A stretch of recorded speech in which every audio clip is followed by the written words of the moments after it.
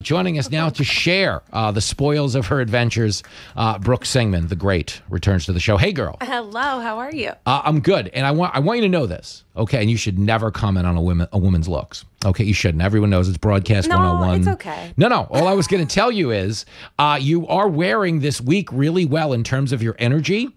No, but I only say that. Why? Because I know you have been to Florida and back. There was an election. Yes. I'm going to go out on a limb and say there was a victory party after Trump spoke the other night. Absolutely. There was but you know what? I was at the victory party, but I wasn't.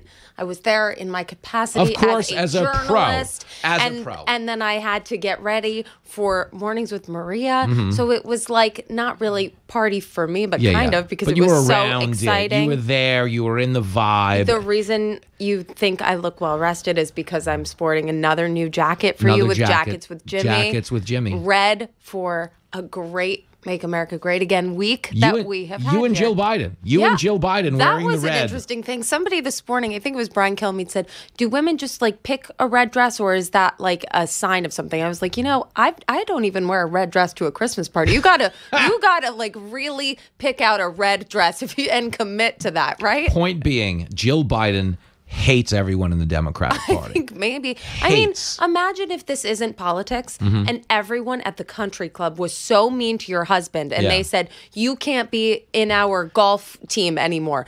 I would also be, You'd stand by your man. Absolutely. Fellas, listen to that. Listen to that. Brooke. You got to stand by your man. Brooke is loyal. She stands by her man as we attempt to pimp her out every week on the show. God. I kid. It's starting to sound a little sad. It's not that No, it's desperate. not sad. She's doing great. It's our just running Jimmy, joke. I think what it is Jimmy doesn't approve of anything that could be going on. I think he wants to play a role in the love. You want to know what it is, and this matters. This matters. You can only joke with people like this if the jokes aren't true. It's like I bring my kid on TV and call him stupid, but he has a 99. He has a 99 average. Like if you have was sad, like and you it was can't like bring really if sad, you have a dumb kid, you can't bring him on and say he's dumb because then he says something dumb, and now it just looks like you're reading someone their truth. We don't actually think you're having a hard time finding a man. It's just good radio, atmosphere. Maybe it is hard. Gives us a damn, fellas. All right. I'm just kidding. Phone lines are open. No, I'm kidding. I'm just kidding. So Florida and back. Trump wins. We both called it. We both knew because we talked to people. This is the teachable moment for the media. Okay. Yes. Everybody goes on TV to talk. Nobody goes on TV to listen. And because everyone who gets hair and makeup decides that they have this perfect point to make about the election, they never take the time to listen to what the voters are telling them. Absolutely. And it didn't shape anyone's commentary. No, and you talk to people, and I talk to people. But this lash out from the media, that's what it really is a response to. It's that they were convinced that everyone saw it the way they did. And so they're saying things like black men are racist or misogynist and white women failed America. Right. White women just have values beyond abortion. It's right. Like, if you've let 15,000 convicted murderers and 13,000 rapists, those numbers, into the country, maybe saving your life is more important than taking one. But also, I've said this many a time in this chair. This is my, I'm buckled in and I'm ready to go. They used misinformation on the Democrat side about abortion. No one's right to abortion is changing under President Trump from where it is under President Biden. It is up to the states. There is no national abortion ban. There's exceptions for rape, incest, life of mother. There are so many options in so many states. There are some states with restrictions. There are other states with no restrictions. This was a fear-mongering thing to get young women and to get women voters to go vote. But there are other issues, and abortion, I mean, I don't know, common sense right now. Yeah. The whole country does not need to vote on that one issue, but also it wasn't a decision of there's an abortion ban or there's not. Okay, that would make sense. Yeah. But that was a lie. The Democrats made it like there was a choice there. Yet all over America. But it was not true. Yet all over America, hundreds of thousands of affluent white women are buying handmaids' costumes. Yes, very upset. I mean, it's hard. It is hard to talk to some friends right now to be like, I promise you, it's okay. Yeah. And also, you're not getting an abortion. Yeah. So why? What are we even doing okay. Here? But that's what was also so funny is they made that their outreach to men. Right. Which is I don't have a daughter, okay? But I promise you, there's no dad. I'm not talking about like Hollywood celebrities that were on the Diddy list that endorsed her because they had to. But there is no regular working class dad responding to the message of vote for Kamala so guys can have unprotected sex with your daughter. Fair. No dad. There's not. I don't well, think I was so. a Trump guy 2016, 2020, but if Kamala gets in, they're going to bang my daughter. Like, no one was responding to that. No, I don't think so. I don't think so. And now like they have the nerve to be like, well, there's something wrong with these guys. They're misogynists. I'm like, no, they're actually looking out for their daughters by not voting for you. And I understand that people are upset that voted for her, but I was on the plane last night. Yeah. And it was it was a very hot plane. There was no air. Yeah. I was really tired. And I'll tell This you was not Trump Force One. This was not Trump Force One. Damn I got to it, tell you. Brookie. That would have been a luxurious, beautiful experience, most beautiful thing ever. But it was Delta, which is a nice airline. This is not a slam on Delta. Just hot. And I'm sitting next to this woman, and she's watching. She was flipping between CNN, like frantically, CNN to MSNBC to CNN to MSNBC to watch the Kamala speech. And she had really nice hair, big hair. She was shaking her head. She was hitting me in the face with her hair, just shaking her hair like, oh my God, and slamming her hand down and flipping and going back and forth. I'm like, okay, calm down. Like, everybody calm down. Like, please, this is wild. You know what America was like under President Trump's first administration. You've lived through 4 years of it. Your grocery bill was lower. Your energy bills were lower. The gas prices were lower. You were safe. You weren't worried walking in the streets of cities. Yeah. You were not worried about a growing ISIS. You were not worried about a World War III breaking out because everything was stable. His policies across the board were stable, strong, and you've lived through them all. So people that are so hysterical right now, why are you so hysterical right now? It's really funny because there's two. Brooke Singman is in studio because you're so spot on right. Okay. The first time around, it was a manufactured hysteria. And they obviously pretended that a guy we had known for 40 years in public life was this new fringe Hitlery thing. Right. To your point of him being in office once and coming back, a lot of the people that are still playing this card just don't get that, like, the conversational fashion has changed. So we're laughing at them.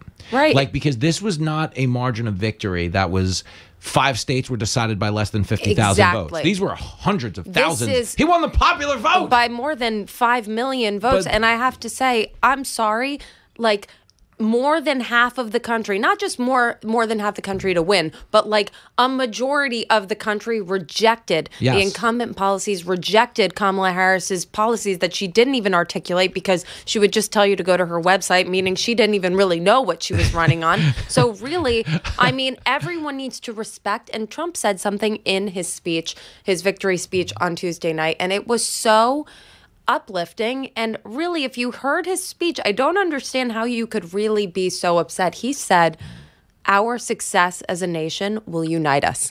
I will bring us success. We will get back into the golden era of the United States of America. We are headed there, and our success, each and every one of us, will unite us. Imagine. Why is that so painful to hear? Meanwhile, in the concession speech of Vice President Harris yesterday, I think she used the word fight. Fight. We have to continue the fight. We're fighting. What are we fighting? What are we fighting? The line at the swim-up bar. Okay, she's going away. It's my favorite thing in politics is anyone who has ever conceded an election says the race is over, but the fight has just begun, as they're literally booking round-trip airfare to the Caribbean. Like, she's gone. She's finished in politics. Well, it's not funny, but I appreciate it for this peaceful transition and transfer of power, because obviously in 2016 when Trump won, obviously, Obama was going to begin this transition process, but I don't know that it was as warm as this one. To me, with President Biden and Vice President Harris just calling Trump, being like, why don't you come to the White House and let's just get this show on the road? Yeah. They're both out. They're like, all right, let's just go. They don't even care. You can have it. Biden's having a nice time. He wants to leave. I'm out of here. They're booking Biden. Done. He's going on like a Perillo tour of Europe. They're sending him on like 2 road trips. Yeah, me too. You know what? That man, in President Biden's defense, I will say he served this nation for more than 50 years. I don't know that he even personally wanted to run in 2020. I think the party pushed him because he was that moderate candidate that could maybe attract some Republican voters.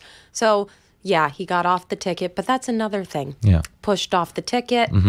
But what's crazy now about people are blaming him. I know. But Poor thing. And they're Leave him alone. They're the reason he was able to stay on. Right. And what's so crazy is if you knew as a party you were capable of pushing an incumbent president out, then you should have pushed a year earlier and had a primary. Right. But they protected him until they didn't. And if he didn't glitch out at that debate, they would have been fine with nominating a guy with dementia. But I have to say, the thing that people miss about that debate is he didn't really glitch out at the debate. Trump just won the debate. Yeah, and they were like, "Oh shoot, he has dementia." Yeah. No, he didn't have dementia at the debate. It was bad enough. It was like he didn't do well at the debate. The one thing Biden has going for him in this moment, because people are like, "Well, he was just calling Trump names," and it's something Trump demonstrated in 2016. They don't care. Like, you know what I mean? When it comes time to be adults, this is how the business world works. You're in a boardroom and you're like, F you, Murray. You don't know what you're talking about. Then they sign a deal and you go out to dinner with Murray. Right. You know, they don't care. Right. Okay, they're just fighting for their ideas.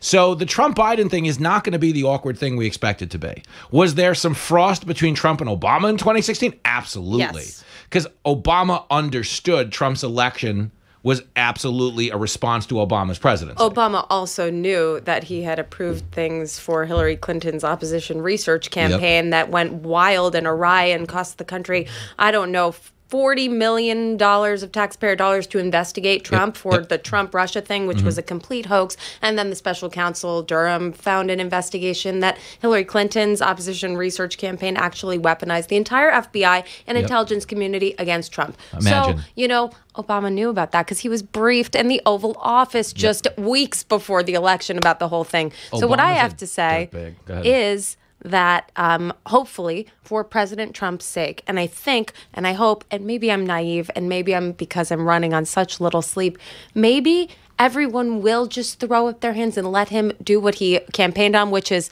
they broke it, I will fix it, and maybe he will just arrive to the White House and not have to deal with any nonsense. Yeah, what do you think? Maybe? Fingers crossed? Pave the road. Pave the road. Because what people don't get, when Trump says America first, he means it. But even so, what does that mean? Because people say America first, like, oh, it's white national. No. America is the most multi-ethnic society on the planet. America first means everyone who lives here first, which means the black people, the Muslim people, the gay people, the straight people, the Jewish people, the transgender people. If you live here, you come first. And people are trying to mischaracterize this as some type of like whites only decree. No. And it's so cheap and it's so lazy. But the reason his victory matters as much as it does, as a society, we have spoken up and said, no, we're not doing that. Right. Wait, you guys are still doing the Nazi thing? Right. Like, good for you. You're doing the Handmaid's thing?